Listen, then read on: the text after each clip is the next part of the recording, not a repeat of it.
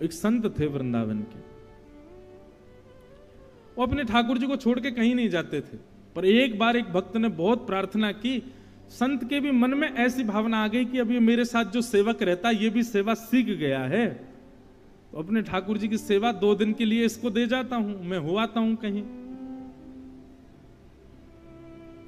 सेवक से बोल के गए, सुनो हम 2 दिन के लिए जा रहे हैं, बढ़िया से सेवा करना ठाकुर जी की, और लौट करके आएंगे, अगर ठाकुर जी की सेवा हमको बढ़िया दिखी तो हम तुमको उपहार देंगे। सेवक बोला फिर ठीक है, फिर तो बढ़िया से सेवा करूंगा इस बार। अब महात्मा तो चले गए, सेवक ने क्या किया,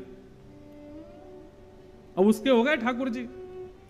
उसने बढ़िया पानी में सरफ घोल करके और लेकर के ठाकुर जी रगड़ दिए पूरे ऊपर से नीचे, सरफ से नवा दिए। और इतना ही नहीं, बर्तन मांजने वाला जो मांजना होता उससे मांझ और दिए ठाकुर जी। एक घर में मैंने भी ऐसी सेवा देखी थी। आपको पता है, जो लड्डू गोपाल की सेवा करते हैं या कहीं भी सेवा करते हैं, ठाकुर जी की सेवा में कभी अंगूठे का प्रयोग नहीं करना चाहिए। अंगुष्ठ का प्रयोग मतलब ठाकुर जी को इत्र लगाते हैं या उठाते हैं बैठाते हैं, तो ऐसा भाव रखना चाहिए कि अंगूठा जो होता है सबसे बलवान होता है हमारे हाथ में। सेवा प्रणाली कहती है जब आप ठाकुर जी को अंगूठे से दबाते हैं तो उनको श्रम हो जाता है, उनको लगती है। इसलिए ठाकुर जी की सेवा में उंगलियों का प्रयोग करो। अब बहुत भारी ठाकुर जी हैं तो अंगूठा भी ऐसे स्थान पर लगाओ जहां पर ठाकुर जी को लगे ना, और फिर बैठाने के बाद में कहीं अंगूठा लगाना ही पड़ा है तो उसके बाद भी सहला दो, ठाकुर जी आपको श्रम हो गया। इतनी सूक्ष्मता देखी जाती है सेवा में। ठाकुर जी को अंगुष्ठ का प्रयोग नहीं। आरती करने के बाद आरती ठाकुर जी से दूर रखनी चाहिए, क्यों? उसकी गर्मी ठाकुर जी को लग जाएगी, उष्णता हो जाएगी। कई लोगों के यहां अखंड दीप जलते हैं, पर दीप का स्थान अलग होना चाहिए, ठाकुर जी के मुख पे नहीं। पर यह बात भी है कि ये सब सेवा भाव वहां है जहां भाव से सेवा होती है, जहां केवल और केवल बस करनी है वहां तो कुछ भी करो, पर जहां भाव प्राधान्य वहां छोटी छोटी बातों का ध्यान रखा जाता है। ठाकुर जी सरफ से धो दिए। उन संत को रात्रि स्वप्न में रोते हुए ठाकुर जी मिले, और जब रोते ही हुए नहीं, जहां जहां सरफ लगाया था जहां जहां वहां वहां घाव और आ गए ठाकुर जी को। संत तुरंत लौट करके आए, मंदिर में आकर के देखा ठाकुर जी चमक रहे थे, पहले से ज्यादा सुंदर दिख रहे थे। संत ने पूछा सेवक से, तुमने सेवा की? ठाकुर जी बोले हाँ। सही सही बताना क्या किया? बोले आप वो मत पूछो, ये बताओ ठाकुर जी बढ़िया लग रहे हैं ना? बोले ठाकुर जी बढ़िया लग रहे हैं, लेकिन बताओ तुमने क्या किया? जब बताया कि हमने सरफ से धोए, ठाकुर जी को लेप लगाया गया, ठाकुर जी को औषधि दी गई, ठाकुर जी को सुंदर काढ़ा पिलाया गया, 6 दिन तक ठाकुर जी की ऐसी औषधि से सेवा हुई, तब ठाकुर जी एक दिन स्वप्न में प्रसन्न होकर दर्शन दिए, तब संत को सुख मिला। चैतन्य, ठाकुर जी चैतन्य है, जड़ नहीं है। उनके प्रति जड़त्व की भावना नहीं रखनी चाहिए, साक्षात चैतन्य है। और यदि कोई व्यक्ति चैतन्य मान लेता है अपने ठाकुर जी को, चैतन्य मानते ही फिर वो कुछ ना भी करे चलेगा, बस उसकी चैतन्य बुद्धि ही उसका कल्याण कर देगी। वो ठाकुर जी के प्रति चैतन्य भाव है। चैतन्य भाव आएगा तो सेवा सिखानी नहीं पड़ेगी, सेवा अपने आप करोगे आप। घर में पुत्र जन्म लेता है, बताना नहीं पड़ता कि उसको दूध पिलाओ, बताना नहीं पड़ता उसके कपड़े बदलो, बताना नहीं पड़ता गीला हो गया है चेंज करो। पुत्र घर में आता है तो अपने आप मां को लगता है अब इसको भूख लगी होगी, अब इसको ये लगा होगा, अब इसके ये भाव। ऐसी ही सेवा होती है। ठाकुर जी को चैतन्य मानो, ठाकुर जी जड़ नहीं है, उनके प्रति जड़त्व की भावना नहीं। और आप विश्वास मानिएगा, जिस दिन से आपने चैतन्य मानना प्रारंभ, और सुनिए केवल ठाकुर जी नहीं, अपने गुरु को भी चैतन्य मानो, गुरु के प्रति भी चैतन्य भाव। मानव का कल्याण केवल 2 लोग कर सकते हैं, और दोनों ही गकार हैं, गा से प्रारंभ होते हैं। पहला तो ग्रंथ और दूसरा गुरु। जिसके जीवन में ये दो ग नहीं है, ग्रंथ और गुरु, उसका जीवन पशु के समान है, पशुवत है। या तो ग्रंथ को स्थान दीजिए जीवन में, लेकिन एक बात और सुनिएगा, केवल ग्रंथ को स्थान दिया, गुरु को स्थान नहीं दिया, तो भी कहीं ना कहीं फिसल जाओगे। ग्रंथ गुरु दोनों जीवन में चाहिए। अब गुरु जीवन में चाहिए, इसका मतलब दीक्षा हो, हम किसी प्रणाली से, किसी परंपरा से बंध जाएं।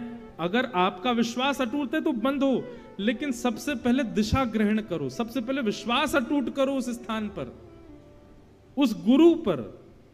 विश्वास कैसा अटूट कि गुरु ने कल कह दिया ऐसा तो ऐसा, गुरु कह दे कि दिन तो दिन, गुरु कह दे रात तो, इतना विश्वास हो जाए तब ग्रहण करो।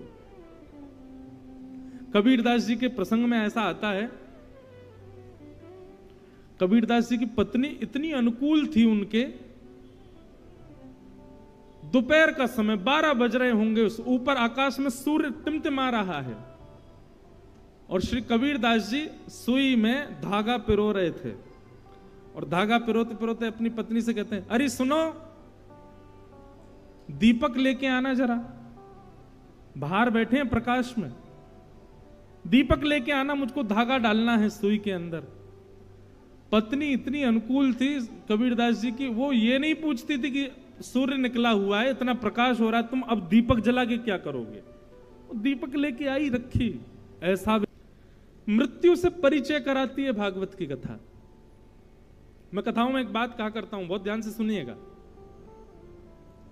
ये 7 दिन की कथा क्या है, 7 फेरे हैं हमारे ठाकुर जी के साथ। प्रत्येक दिन की कथा से एक फेरा हो रहा है, दूसरे दिन की कथा कल दूसरा फेरा, तीसरे दिन की तीसरा फेरा, चौथे दिन की चौथा फेरा, ऐसे 7 दिन की कथा से 7 फेरे हो गए ठाकुर जी के साथ। अब 7 फेरे हो गए मतलब हमारा ब्याह है ठाकुर जी के संग, और जैसे ही ब्याह भयो, अब ब्रजभाषा आ जाए बीच बीच में सुन लेना है, ठाकुर जी से ब्याह भयो, अब भयो को वयो मत समझ लेना, वयो मतलब गया है कि चले जाओ, क्या होता है वयो का मतलब गया, वो गया, उसको ऐसे बोलेंगे वयो। तो भयो, भयो को ये ब्रजभाषा है, हिंदी में बोलते हैं हुआ, भयो हुआ। तो क्या बता रहा था मैं भूल गया हैं? हाँ, 7 दिन की कथा। वाह महाराज जी, अच्छे श्रोता हैं आपके। तो हाँ, 7 दिन हमारा ब्याह हो गया। अब सप्ताह के बाद हम तो चले गए कथा करके, और ब्याह करके सब बहुओं को यहीं छोड़ गए। हमारी बहू नहीं, ठाकुर जी की बहू। हम तो ब्याह पढ़ाने वाले पंडित जी हैं, हम तो ब्याह करा रहे हैं। ब्याह के बाद ठाकुर जी तो चले गए। अब क्या है, अब प्रतीक्षा है। प्राचीन काल के भारत में ब्याह हो जाता था, गौना नहीं होता था, गौना होता था कुछ वर्षों बाद। ठीक वैसे ही आप सबका 7 दिन में ब्याह तो हो गया ठाकुर जी से कथा सुन के, अब गौने की प्रतीक्षा करो। गौना क्या है? मृत्यु ही गौना है, मृत्यु गौना है। श्रीमद् भागवत के श्रोताओं को मृत्यु मृत्यु नहीं दिखाई देती, उनको अपना गौना दिखाई देता, वो हमारा गौना है। घर के 4 सदस्य लेकर के जाएंगे, सजा धजा करके लेकर के जाएंगे, राम नाम का कीर्तन करते हुए जाएंगे, और चिता रूपी विमान पर हमको लिटा देंगे, और उस विमान में बैठ करके हम कहां जाएंगे? अपने प्रियतम के घर जाएंगे। एक बहुत सुंदर पद है, मुझे बहुत प्रिय लगता है, बहुत अच्छा पद है। कथा सुनने वाले के लिए मृत्यु क्या हो जाती है? कथा सुनने के बाद में मृत्यु मृत्यु नहीं रहे, हमारा गौना है। हम तो प्रतीक्षा कर रहे हैं, हम श्याम सुंदर के हो चुके हैं, अब बस प्रतीक्षा है कि कब प्रियतम का बुलावा आएगा, कब जाएंगे। और प्रियतम का बुलावा 2 तरीके से आएगा बंधुओं। या तो प्रियतम वृंदावन बसा देंगे जीवन पर्यंत के लिए, और वृंदावन न भी बसाएं तो वृंदावन आपके चित्त में बस जाए, तो प्रियतम का बुलावा मृत्यु को ही समझिए। कथा सुनने वाले के लिए मृत्यु मरणासन अवस्था नहीं होती है, मृत्यु शोक का विषय नहीं होता। कथा सुनने वाले के लिए मृत्यु प्रियतम का बुलावा है, प्रियतम का स्नेह है। तो श्रीमद् भागवतम शास्त्रम कलौकीरेण भाषितम्। श्रीमद् भागवत रूपी शास्त्र कली रूपी इस कलयुग में भगवत प्राप्ति का साधन है। प्रश्न किया, बोले महाराज भागवत की कथा सबसे पहले किसने किसको सुनाई, आप कृपा करके हमको बताइए।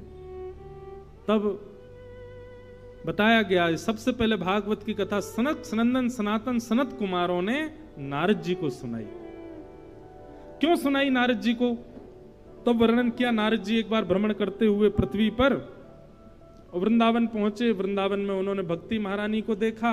भक्ति महारानी बड़ी प्रसन्न नहीं थी, क्योंकि उनके पुत्र ज्ञान और वैराग्य वृद्ध हो गए थे। उनकी प्रसन्नता के लिए नारद जी महाराज ने बद्रीनाथ में जाकर के सनत कुमारों से पूछा। तब सनत कुमारों ने कहा, ज्ञान और वैराग्य को पुष्ट करने का एक ही तरीका है। क्या? गंगा द्वार समीपे तु तटमानंद नामकम। गंगा के द्वार पर आनंद नाम के वन में भागवत की कथा कराओ, उसी से ज्ञान और वैराग्य पुष्ट होते हैं। बंधुओं बहुत ध्यान से सुनिएगा, आप यहां भक्ति पुष्ट करने नहीं आए हो। भक्ति आप सबकी पुष्ट है, भक्ति मेरे अंदर आप सबके अंदर है। क्यों लगता है कि भक्ति हमारी पूर्ण नहीं है? क्योंकि ज्ञान और वैराग्य पुष्ट नहीं है। भक्ति के दो पुत्र हैं, ज्ञान और वैराग्य, वो हमारे चित्त में नहीं है। और ज्ञान और वैराग्य के ना होने के कारण मां भक्ति जो है वो विचलित रहती है। इसलिए हमको लगता है कि भक्ति हमारी पूर्ण नहीं। जैसे ही आपको ज्ञान हो जाएगा, जैसे ही आपको वैराग्य हो जाएगा। अब यहां ज्ञान और वैराग्य क्या, बस ये दो बातें सुन लो, फिर हम कथा को विराम देते हैं आज के प्रसंग को। ज्ञान क्या है?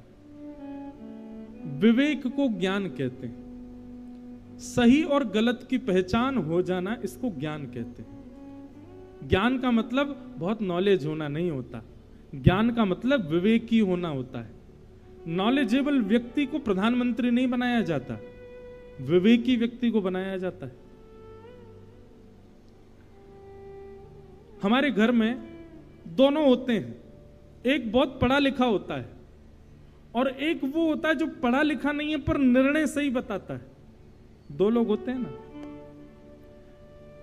लाइफ के जब बहुत बड़े डिसीजन लेने होते हैं, पढ़े लिखे के पास नहीं जाते आप, उसके पास जाते हो जिसका निर्णय सटीक होता है, उसी को ज्ञान कहते हैं।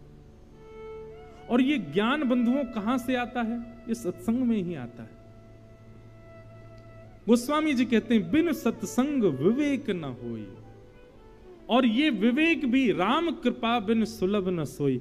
आप पढ़ लिख करके विद्वान अपनी काबिलियत पर बन सकते हो, पर विवेकी ज्ञानी आप राम जी की कृपा से ही बनोगे। रावण के पास 10 सिर हैं, वो ज्ञानी बहुत है, पर विवेकी तो श्री हनुमान जी हैं। विवेकी तो श्री हनुमंत लाल है, रावण नहीं है। तो हमको विवेक प्राप्त करना, उसी को ही ज्ञान कहते हैं। विवेकी होना अच्छी बात है। माफ कीजिए, जिस व्यक्ति को निर्णय लेने में बहुत समय लगता है ना, समझ जाना कि वो सत्संग कम करता है।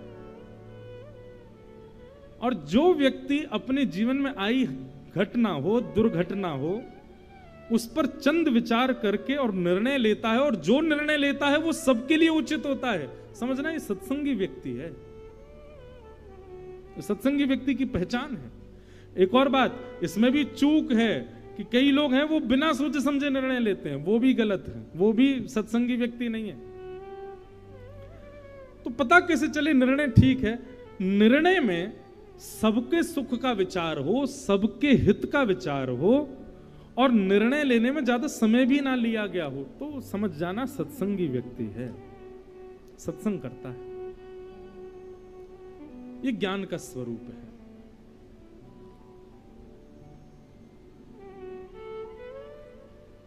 हनुमान जी महाराज की पूंछ में आग लगाई गई, अगर ज्ञानी नहीं होते तो विचलित हो जाते, जरा से पट्टा लपेटे गए पूंछ पे तभी उछल कूद मचा देते, नहीं खड़े ही रहे। ये विवेकी व्यक्ति का लक्षण है। लंबी पूंछ करते गए, और लाओ और लाओ और लाओ। क्यों भाई? पूरी लंका है, बड़ी लंका है, ज्यादा सामग्री लगेगी, खड़े रहो। ज्ञानी है इसीलिए ऐसा कर पाए। और जैसे आग लगाई महाराज, जिस जिस घर से आया था कपड़ा सारे जला दिए, विभीषण को छोड़ के सारी लंका जल गई। अच्छा, लंका जलाने का एक कारण और था, पता है आपको? हनुमान जी महाराज ने जब लंका देखी ना, हनुमान जी मोहित हो गए लंका पर। वाह, बड़ी सुंदर है।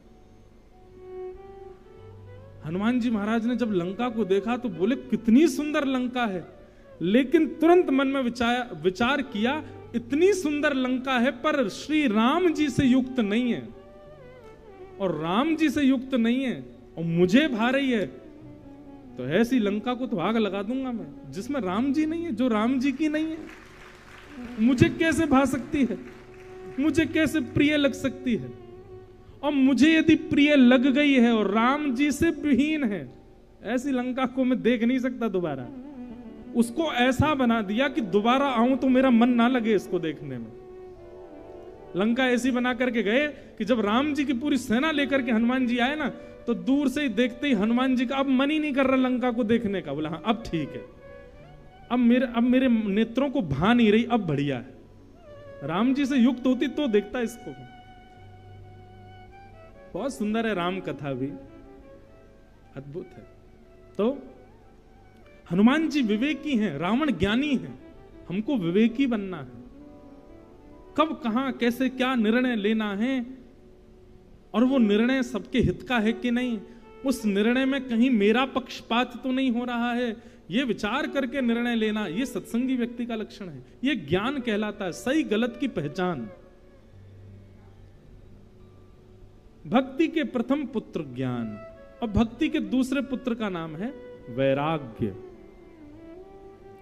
वैराग्य कौन है? मैं अपनी हर कथा में कहता हूं, वैराग्य का मतलब हम त्याग समझते हैं, छोड़ देना। वैराग्य किससे करना है?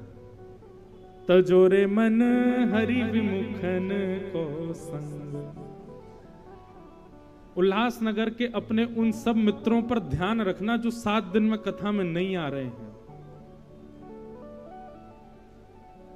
7वें दिन तक जिसका यहां पर आना नहीं हो, 8वें दिन अपने फोन में ब्लॉक कर देना, अपने व्हाट्सएप से उसको उड़ा देना, फेसबुक इंस्टाग्राम जहां पर भी वो है उसको विदा कर देना। जा बेटा, मेरे अब तू किसी काम का नहीं है।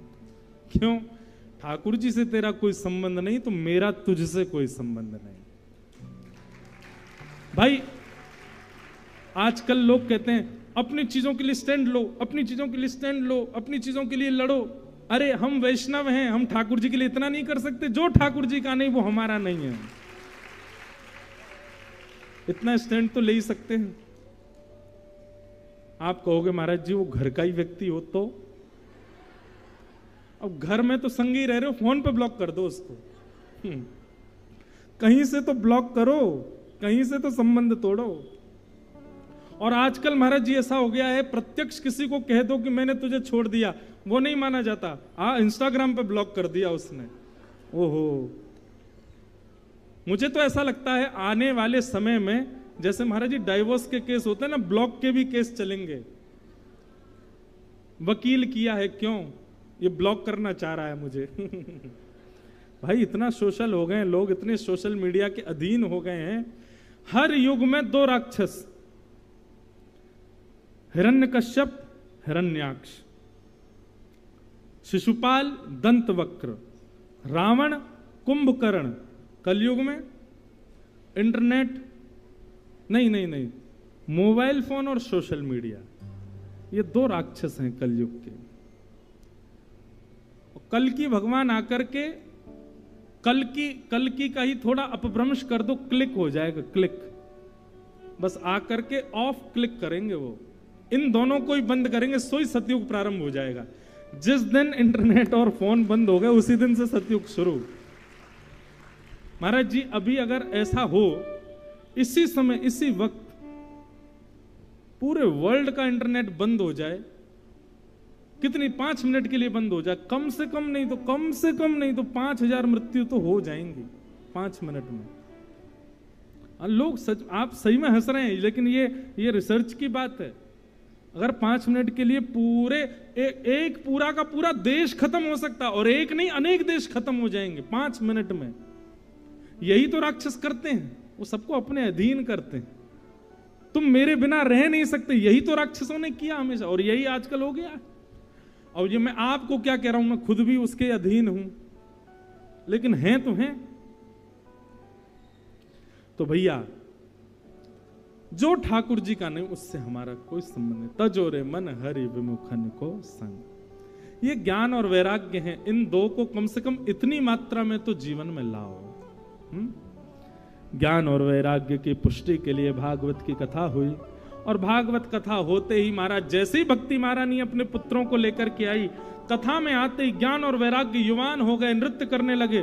भक्ति सुतौ तौ तरणौ गृहीत्वा प्रेमैक रूपा सहसा विरासित, श्री कृष्ण गोविंद हरे मुरारे नाथेति नामानि मुहुर्वदन्ति।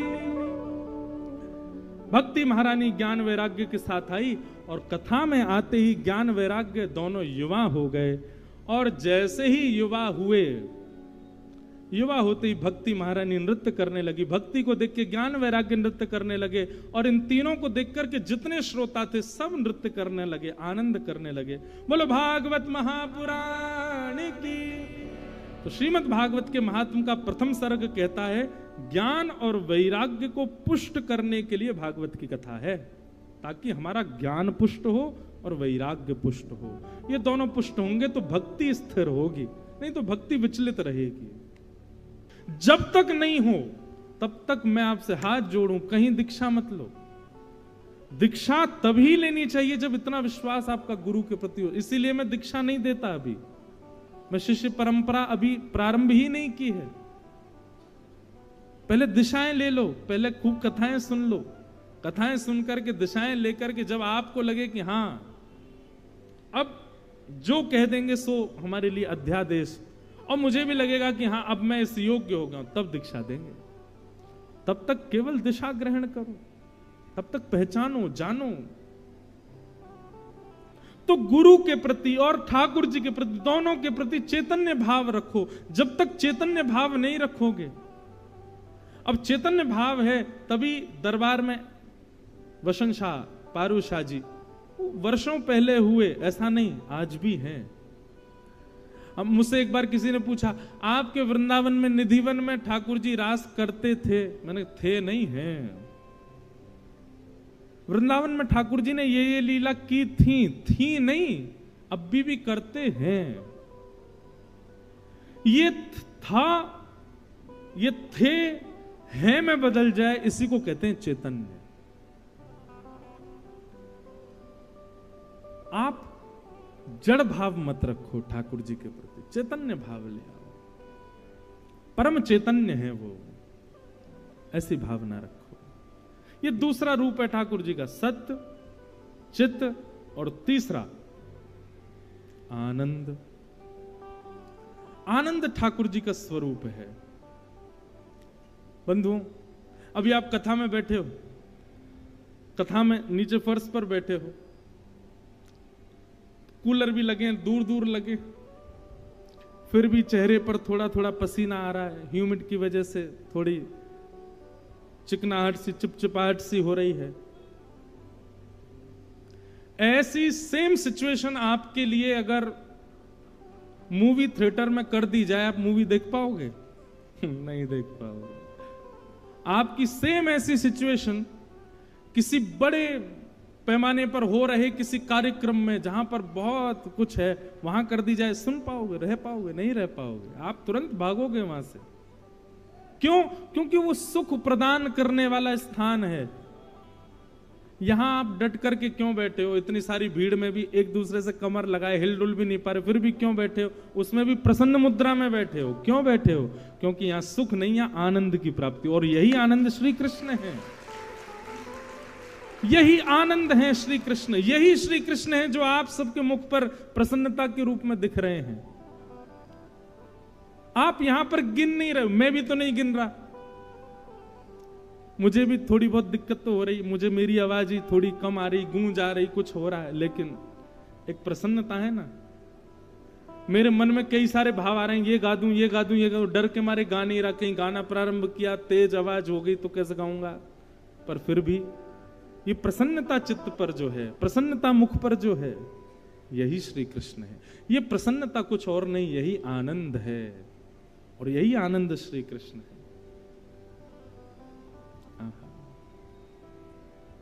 यही आनंद श्री कृष्ण है, और ये आनंद सदा मिलता रहे हमें, इस आनंद सदा रहे हमारे साथ, ये आनंद सदा रहे हमारे चित्त में। जैसे आप 6 बजे से लेकर के और कथा के विश्राम तक हो, मैं कहता हूं व्यक्ति का उद्देश्य क्या होना चाहिए, जैसा वो कथा में होता है, जैसा वो 7 दिन तक होता है, वैसा वो जीवन भर रहे। ये 4 घंटा वाला जो हमारा स्वरूप है ना, अभी इसी समय अपनी सेल्फी ले लो, एक एक लेना नहीं, ऐसी बोल रहा हूं, अभी इस समय आपकी फोटो जो खिंचेगी ना, वो सबसे सुंदर होगी मेरे हिसाब से। बस ऐसा जैसे अब हो, ऐसा पूरा जीवन भर हो जाओ। भागवत जी ऐसे अनुग्रह करें, भागवत जी ऐसी कृपा करें, ऐसा पूरा जीवन हो जाए हमारा। ये जीवन समर्पित चरण में तुम्हारे, तुम ही मेरे सर्वस्व, तुम ही प्राण प्यारे, तुम्हें छोड़ कर नाथ मैं किससे कहूँगा, जहाँ ले चलोगे वहीं मैं चलूँगा।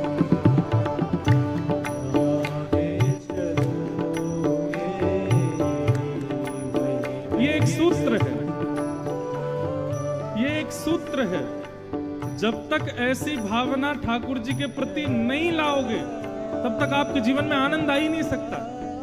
आप ठाकुर जी को बताओगे ऐसा कर दो, ठाकुर जी ऐसा कर दो, ठाकुर जी ये कर दो, ठाकुर जी वो कर दो, तो जीवन में दुखी रहोगे। फिर ठाकुर जी को कहो जैसे आपका मन हो वैसे हमको रखो, अपने आप आनंद आ जाएगा जीवन में।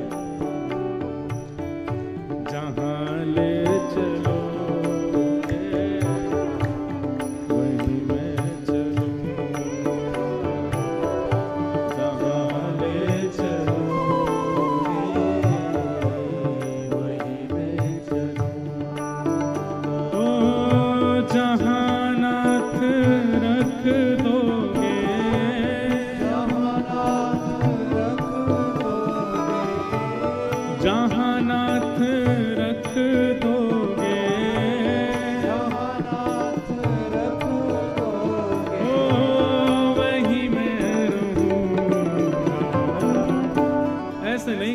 करताल बजा के गाते हैं।